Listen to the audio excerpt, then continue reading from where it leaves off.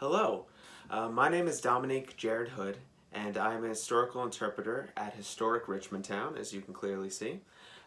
We are not at Historic Richmond Town, we are just in my house. But I thought I'd take this time to talk about our African American focus tour and some of the sort of natural hurdles that accompany it. So when I first found out about the African American Focus Tour, when I first got this job about a year ago, I was super excited because uh, most historical institutions, historical societies, museums, such across, especially East Coast America, were normally founded by European descended people, so they generally tend to be Eurocentric. So it was an extreme surprise when I found that Historic Richmond Town was ready and willing and able to tell this very difficult history. So the first thing I wanted to talk about was just the absolute lack of historical data that is present about Afro-originated peoples in early colonial America.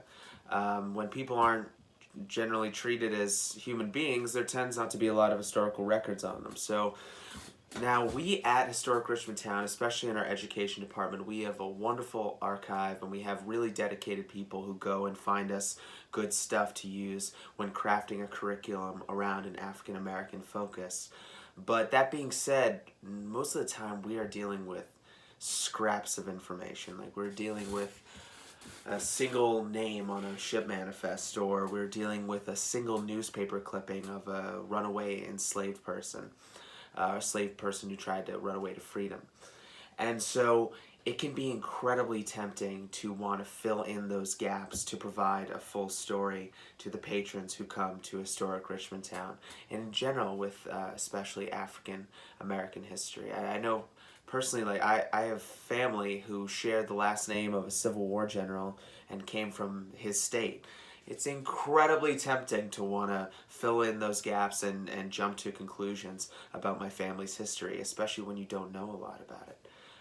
But what I've come to learn doing this African American focus tour and studying for it and researching is that sometimes the void left from not having an answer is the answer. And sometimes the gaps that are in the story become the story themselves. And this is, I think, a very important aspect of especially Afro-originated peoples in American history that we need to really take stock of uh, and really integrate those gaps into the story and not be afraid to say we don't know. So the other thing I wanted to just quickly touch on is this tour is really great at dispelling the sort of compartmentalizing that we do around race relations.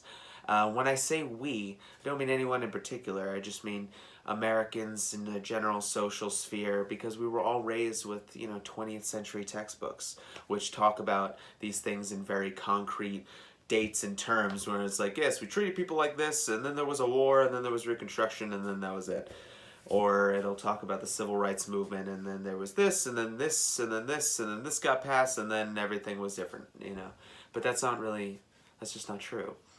There's not a single early colony that didn't have some sort of enslavement of people. So when people say, "Oh, it's all about this one part of the country and they treated people like this," it's really all of our history that we had to deal with. I mean, Vermont has a pretty good case. Vermont basically abolished slavery the moment it separated from New York and New Hampshire, but New York got rid of slavery or ended the practice in 1799, although people were still enslaved from that point into the 1820s until they were older. A lot of people, even that were born to an enslaved woman, end up having to live their entire childhood as indentured servants.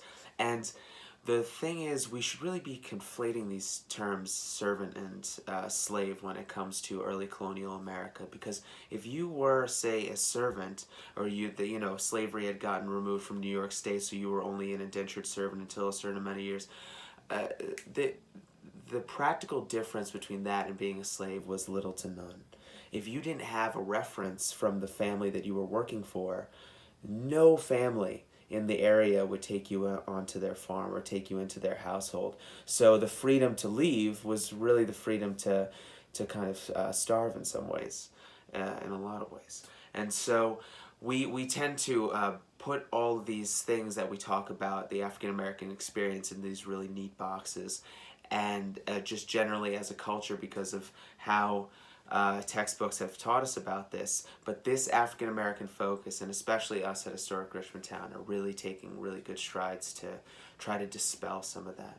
And so those are some of the things that are natural hurdles to the African American Focus Tour, but really make it worthwhile. And I'm incredibly honored to be able to take part in this curriculum. And I'm incredibly honored to work at Historic Richmond Town. So when this is all over, and our programs open back up, I hope you will stop by and have a really fun and enlightened time coming to our African American Focus Tour, and I look forward to seeing you there. Thank you very much. Everyone be safe.